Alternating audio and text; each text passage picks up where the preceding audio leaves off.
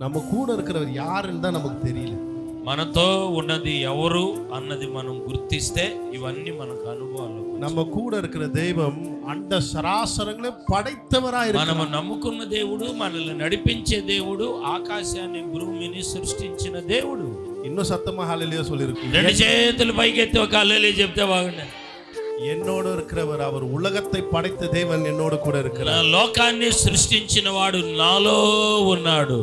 உலகத்துல ஒரு MLA MP தெரியும்னாலே அவங்க என்ன ஆட்டம் ஆடுவாங்கம்மா, எனக்கு எம்எல்ஏ தெரியும் நான் சொன்னா உடனே ఎమ్మెల్యే ఎంపీ తెలిసిన వాళ్ళు ఏం చేస్తారండి, వాళ్ళంతా నాకు ఎమ్మెల్యే తెలుసు, ఎంపీ తెలుసు, నాకు నాయకులు తెలుసు, కలెక్టర్ తెలుసు.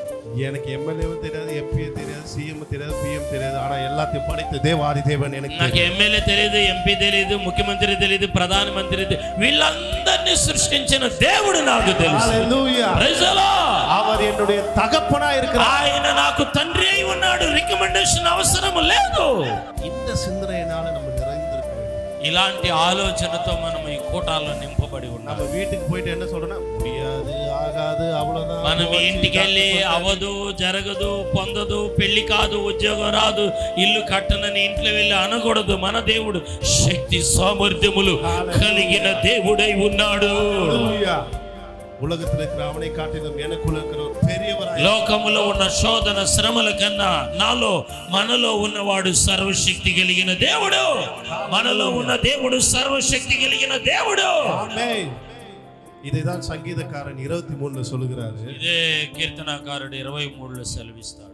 కర్తర్ ఎన్ మెய்ப்பராய் இருக்கிறார். యెహోవా నా కాపరి అయి ఉన్నాడు.